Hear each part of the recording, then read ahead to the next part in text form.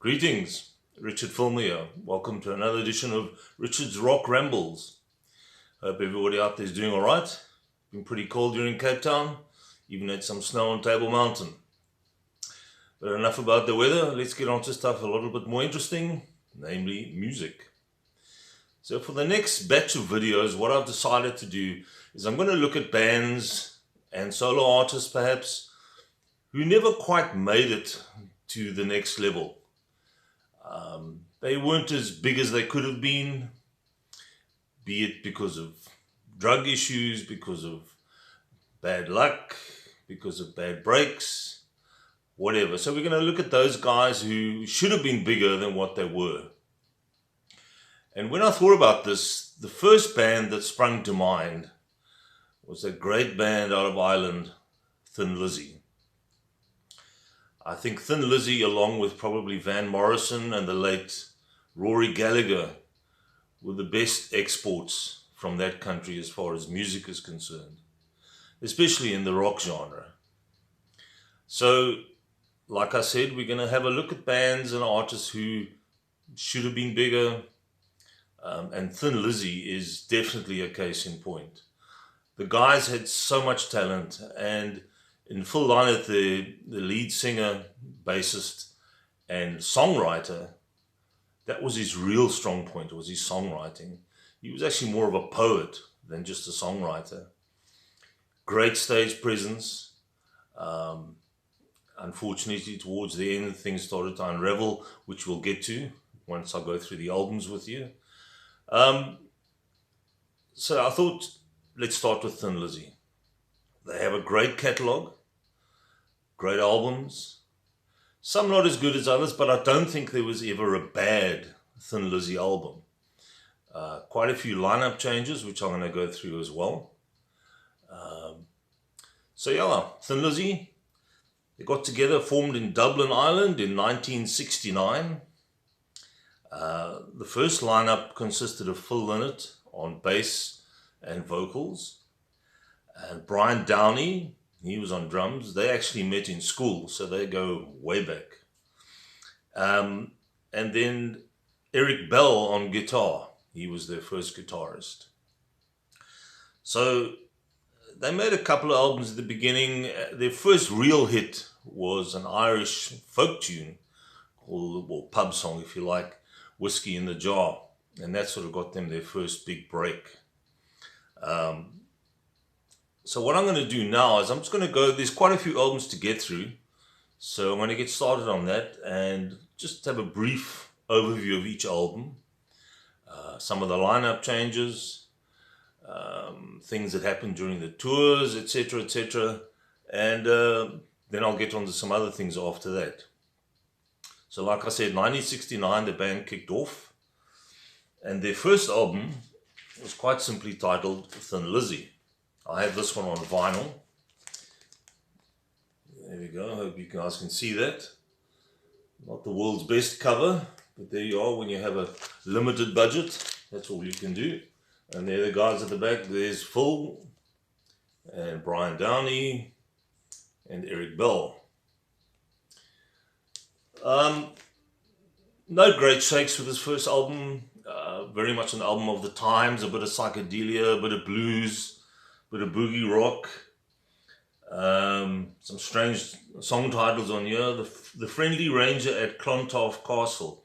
That's one thing about Phil Lynott's songwriting is he's incorporated a lot of Irish folk and Celtic roots kind of stuff in his music, which was great. That's what set them apart. What else is on here? Return of the Farmer's Son, Saga of the Aging Orphan. No great shakes for the first album, but first steps. Then they went on to the second album, still with the same lineup. This one is called Shades of a Blue Orphanage. That's the album cover there. And at the back, you can see the three guys walking down in the rain. So this one was in 1972. So with a lot of bands in this era, the guys were quite prolific. Just trying to see what are the tracks on here, if there was anything of note. Buffalo Girl, that was quite a good track.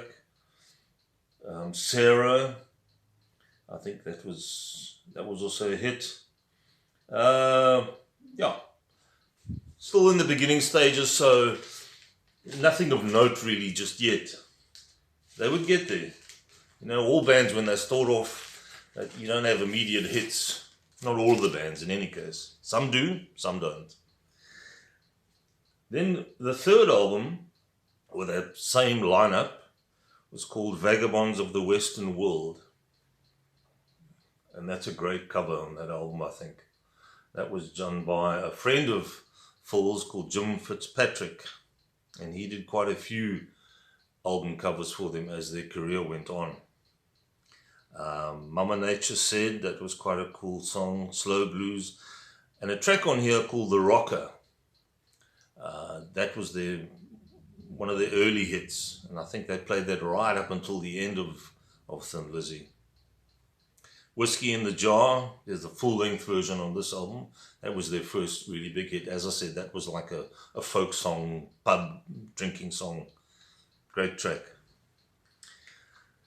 Then we move on to an album which is going to feature a new lineup. Eric Bell, he was having issues with touring and his confidence was waning, and he just had this big blowout and he left the band. Then they recruited an American, or Phil recruited an American called Scott Gorham, and a Scotsman by the name of Brian Robertson to go with Phil and Brian Downey on drums. This lineup would become their classic lineup. The lineup that produced some of the best rock albums of the 70s. And that's the cover there. And the album they released was one called Nightlife. Also Jim Fitzpatrick's cover, I think. Some great tracks on here. She Knows, Nightlife, It's Only Money, Still in Love with You, which was a great sort of rock ballad. I think there were two versions of that song. There's a slow version and there's a slightly faster version. Philomena, which was a song dedicated to Phil's mom. He was very close to his mom. In fact, there's quite a few songs throughout their career which are geared towards family members and tributes to family members.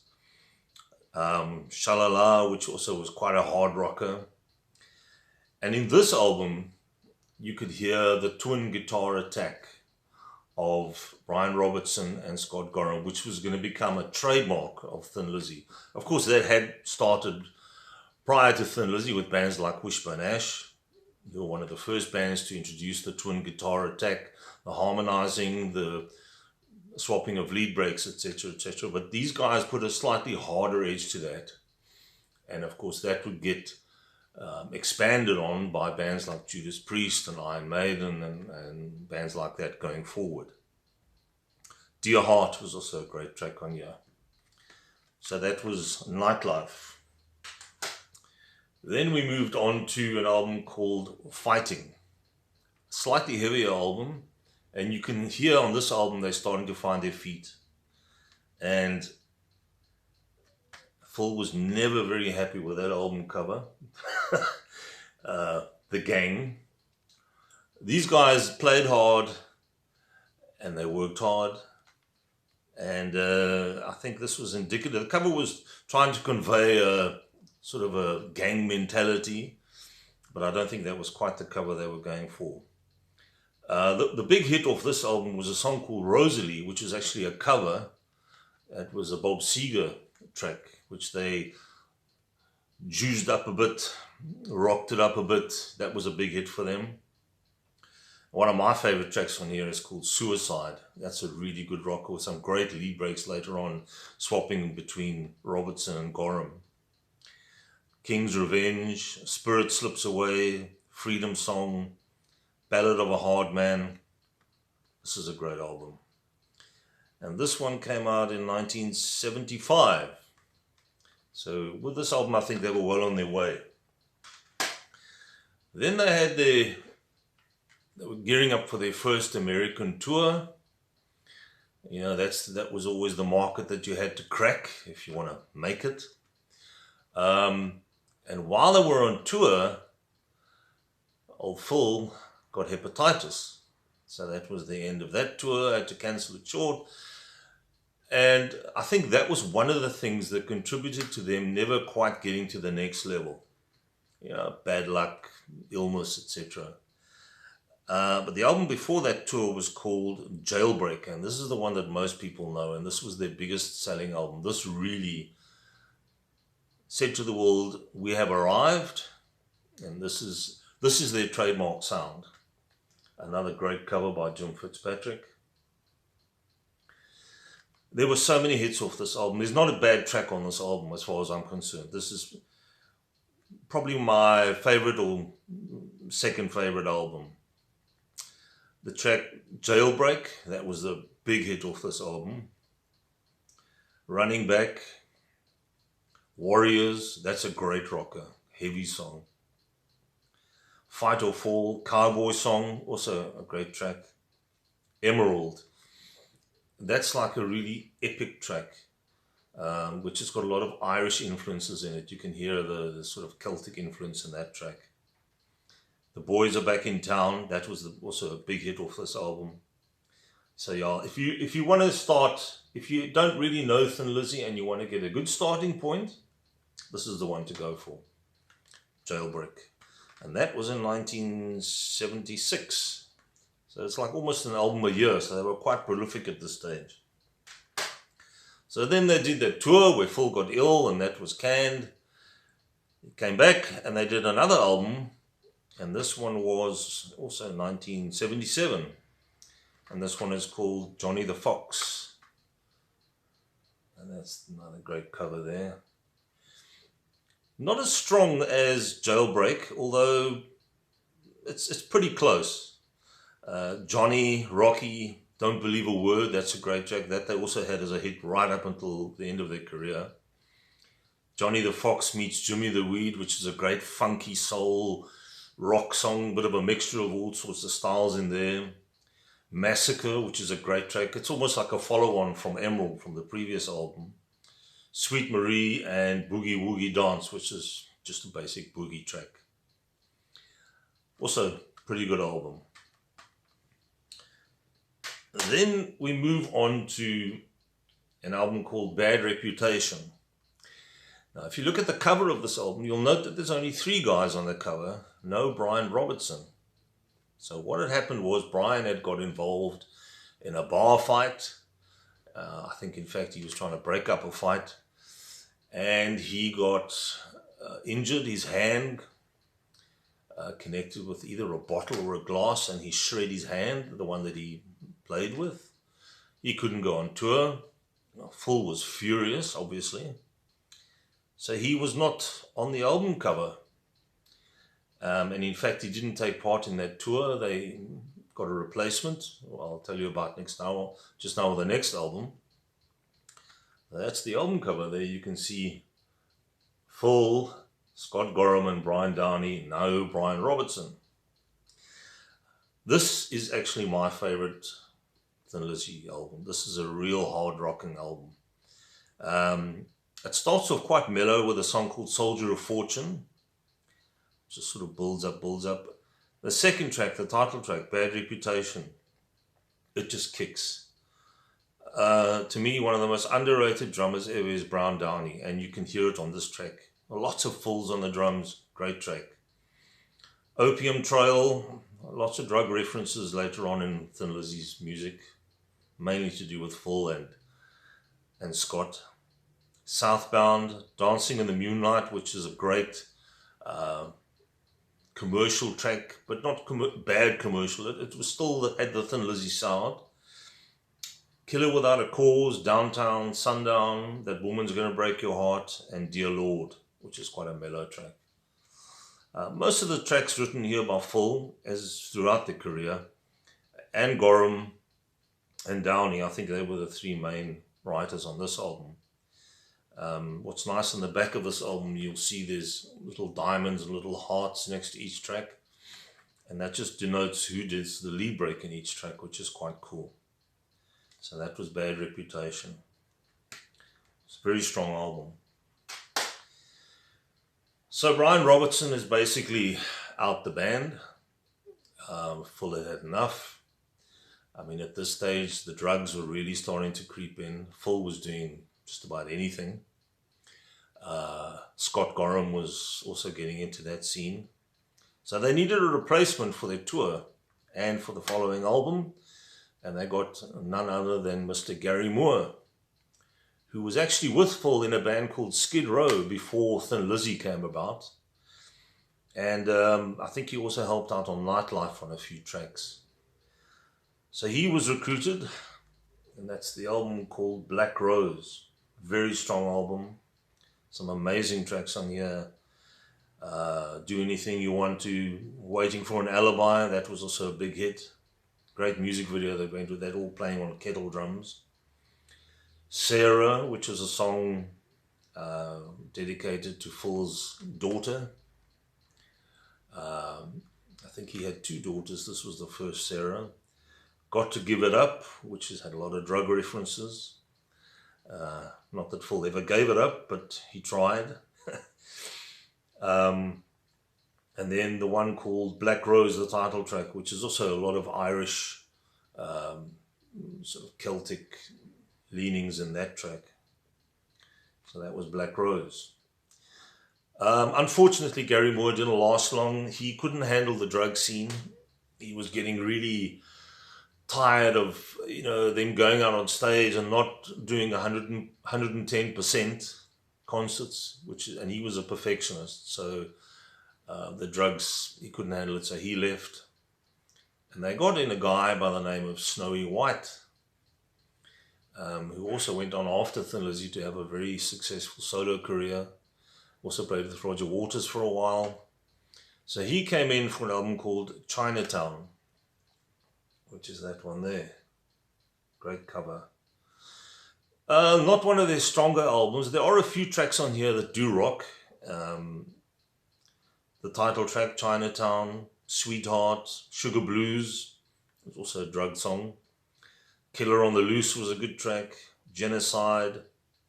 Just not as strong as, say, Jailbreak or Johnny the Fox or Black Rose, the ones prior to this. And I think this was in 1980, Chinatown. Then comes an album, I have this on vinyl, called Renegade. A lot of people don't like this album, but it's one that if you listen to it a few times, it grows on you. This was the second album to feature Snowy White. Didn't do great sales-wise. The drugs at this stage were really rampant within the band. Angel of Death was a great track on here.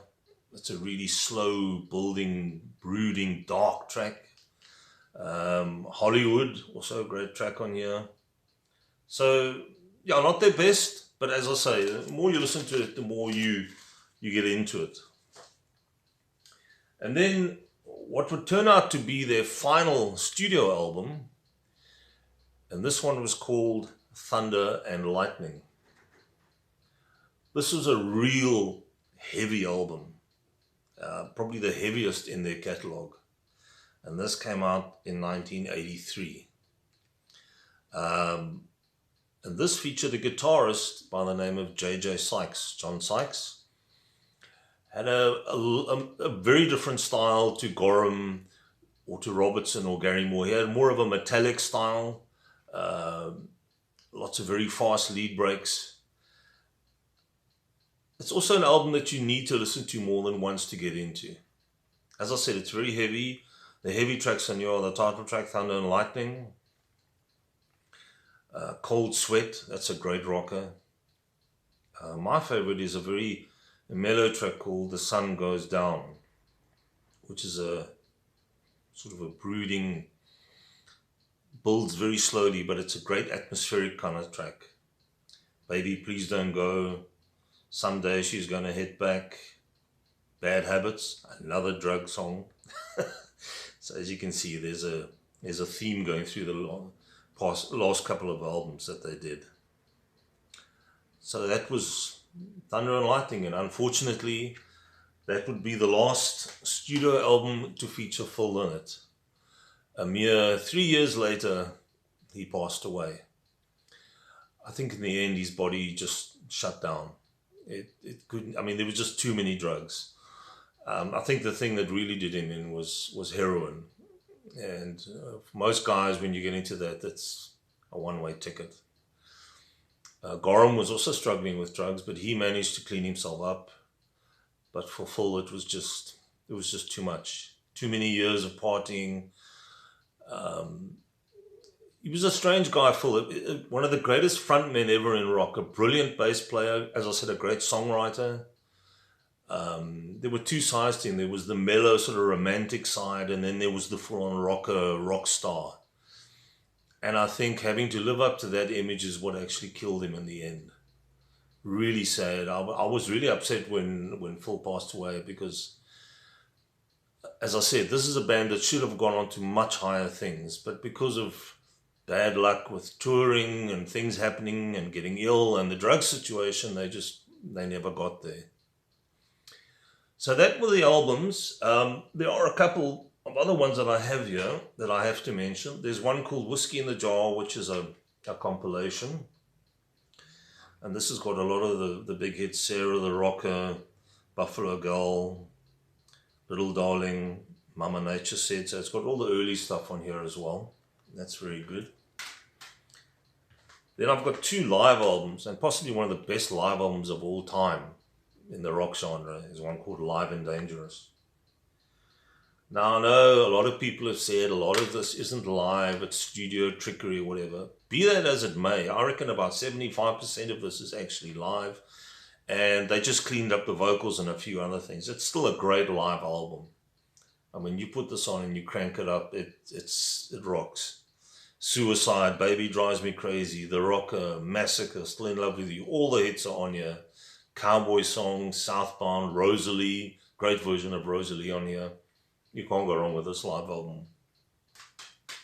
A few years ago, they released one called Still Dangerous from 1977. This had never been released before. I was quite chuffed to get that one.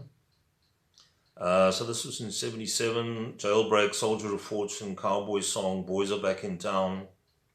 Also, serious rock. Some great recording as well. You know, sometimes with live albums, they don't get it right. There's either the crowd is too loud or there's no crowd. But I think on both of these albums, they've got the balance right. So that's Still Dangerous. Also very good.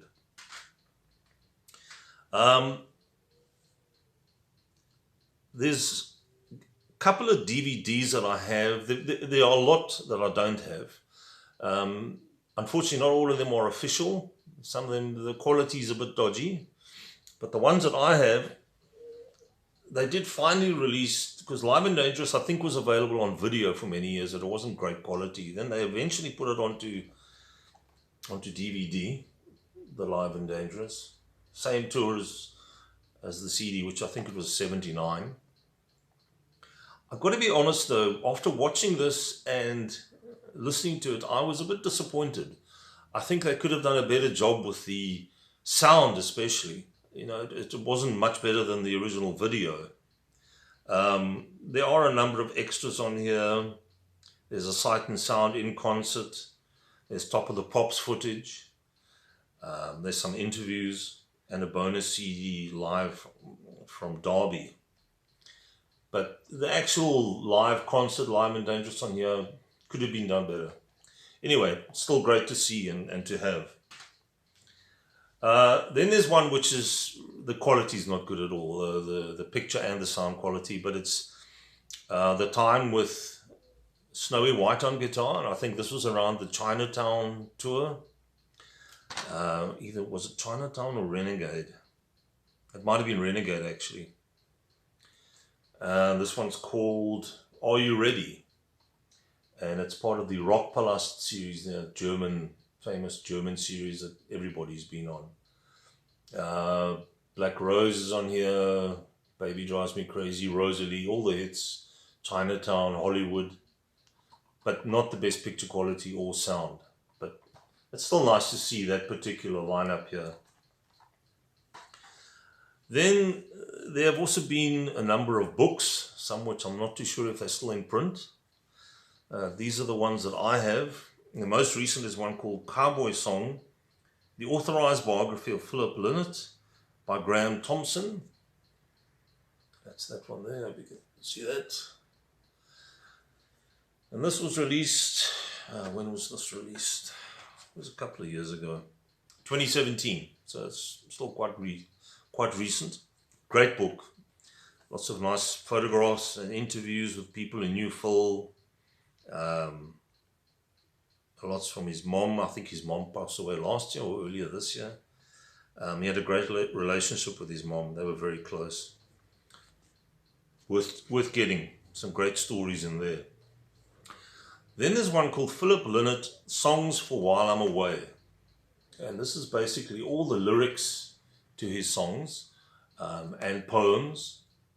And you can really see what a great writer he was, and the imagery and the Irish themes that go through this book and through the lyrics. I'm not sure if this is still in print. I got this some time back, but it's well worth seeking out. And then the last one I have is one called The Ballad of the Thin Man, the authorized biography of Phil Lynott and Thin Lizzy by Stuart Bailey.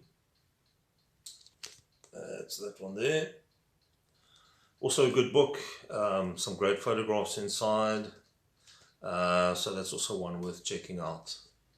As I said, I'm not sure if these are all in print. The newer one obviously would still be in print.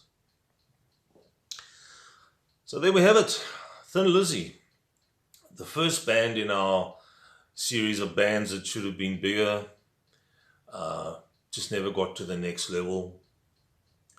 A band that is sorely missed. They are still going in, well, they went for one album after Phil died, and it was a live album, and it featured J.J. Sykes on vocals, John Sykes. He's actually quite a good singer. And that one was called One Night Only. I think that lineup didn't last very long, and that was still with Brian Downey on drums, the original drummer. And more recently, there's been a band called the Black Star Riders, and that's got a guy called Ricky Warwick on vocals, and that features Scott Gorham. They don't do Thin Lizzy stuff, but they have a Thin Lizzy sound, and obviously with Scott Gorham in the band, you're going to get that guitar sound. And I think they've made about 3 or 4 albums. Not a bad group, some good rocking stuff. And Ricky Warwick is pretty good on vocals. The other exciting thing is in a couple of months' time, I think this is due for October, is a new Phil Lynott documentary. And I've seen the trailer, and for all intents and purposes, it looks pretty good. And that one's called Songs for While I'm Away. And like I said, that'll be released later this year, so I'm really looking forward to that. Because there hasn't yet been a comprehensive documentary on Phil Lynott, and he had such an interesting and varied life, music-wise, you know, outside of music, relations with his mom and his wife and his kids and the other band members and the drug issues and what have you. So there'll be quite a bit to cover, so I'm looking forward to that. So there we have it. Hope you've enjoyed this. The next one I'm going to tackle, I think, will be that great Dutch band, Golden Earring, another band that should have been so much bigger. If you've enjoyed it, please, in the comments down below, like and subscribe, and I'll see you guys next time. Take care.